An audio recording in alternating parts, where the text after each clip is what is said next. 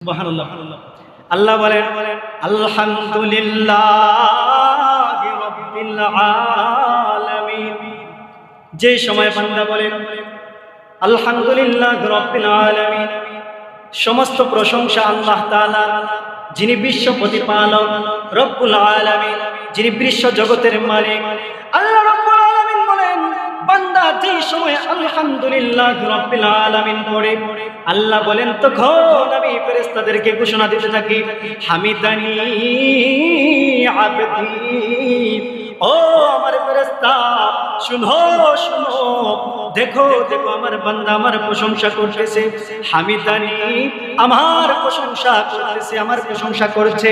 আবদি, আমার বান্দা আমার প্রশংসা করছে।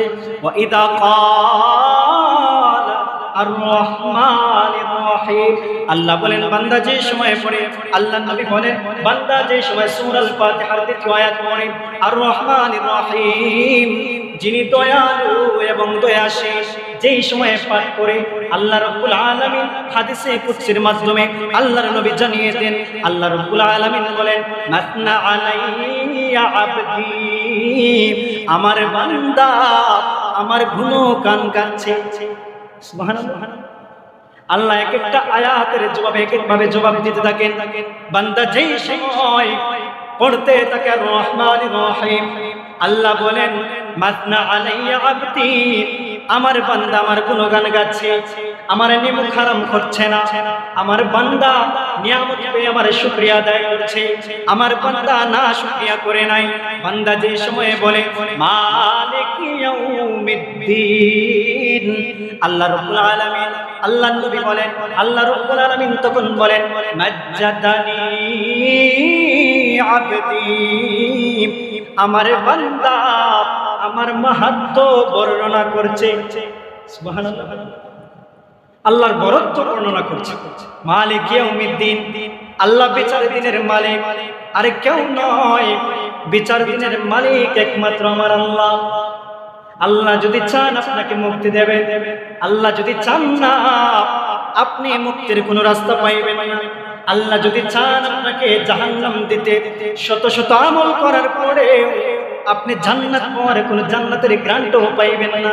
যদি আল্লাহ দয়া করেন আপনি আমল না করলেও জান্নাত হবেন। সুবহানাল্লাহ। এজন্য আমল করতে হবে। বান্দা যেই সময় বলে মালিক ইয়াউমিদ্দিন, বিচার দিনের মালিক হলেন আমার আল্লাহ।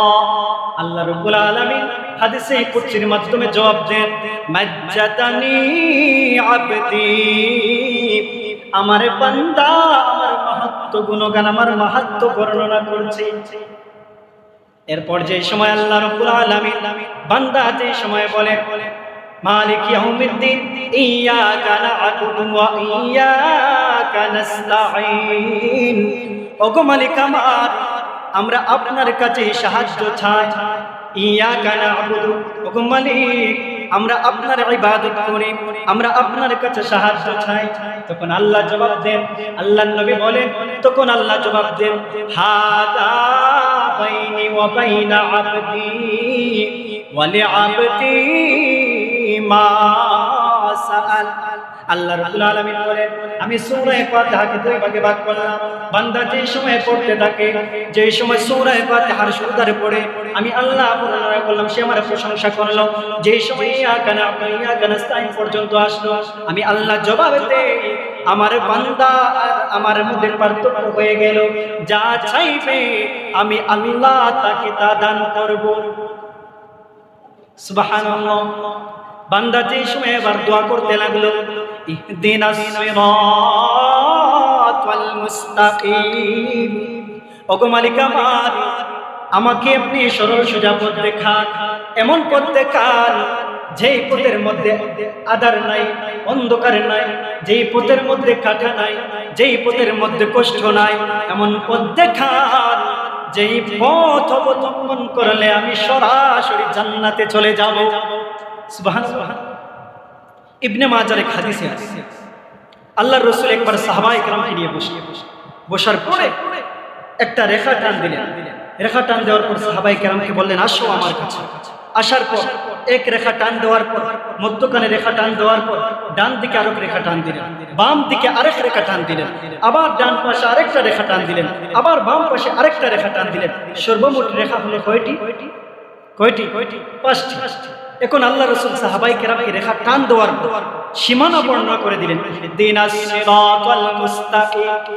আল্লাহর নবী বলেন, সাহাবায়ে কেরাম, এরে আমার সাহাবীরা, দেখো আমি তোমাদের সামনে 5টি রেখা টান দিলাম।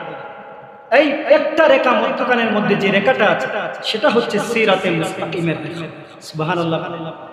আর সাইড দুপাশে যে দুটো দুটো করে রেখা আছে, এই 4টা রেখা যারা অবলম্বন করবে তারা হয়ে যাবে পথভ্রষ্ট হয়ে যাবে। এজন্য আপনি যে রেখা ধরবেন, এই রেখাটা আল্লাহ রাসূল বলে দিয়ে গেলেন যে মধ্যখানের যে রেখাটা আছে এটাই হচ্ছে আমার পথ আর আল্লাহর। এজন্য আসেন সিরাতে মুস্তাকিমের পথ অবলম্বন করতে।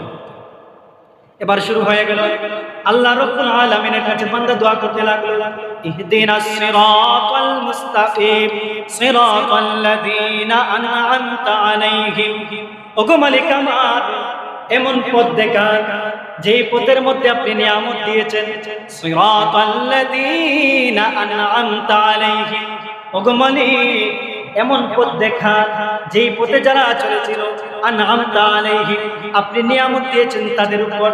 সিরাতাল্লাযীনা আন'আমতা আলাইহিম আপনি আমাদেরকে এমন পথে পরিচালিত করুন, আপনি আমাদেরকে এমন পথে চালান যেই পথের মধ্যে আপনার নিয়ামত রয়েছে।